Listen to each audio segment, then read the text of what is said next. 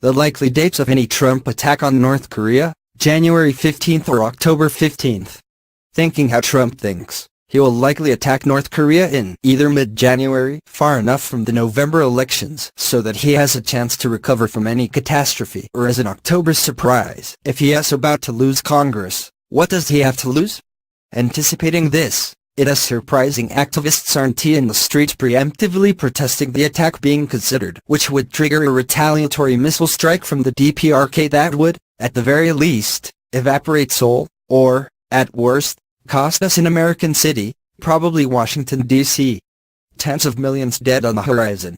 The human mind cannot grasp such a holocaust, so let us just focus on Lewis Creek's penis, its dimensions and what he once did with it.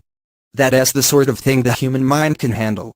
Hear us hoping the winds blow the radiation cloud east, over the Atlantic, instead of into population centers. Radiation sickness is a bitch, and there are not enough hospitals or doctors in the Middle Atlantic region to help even a small percentage of the sick if DC were hit. But let us get back to real news. Was Smoochie's smooch consensual or not? James Madison H.R. McMaster, cheered on by Mike Pompeo and Senator Lindsey Graham, are talking themselves into believing a hit on North Korea is doable. They reward gaming a so-called bloody nose strategy. They are about to make the biggest mistake in American history. If it goes south, I can hear their spin, it is Obama's fault,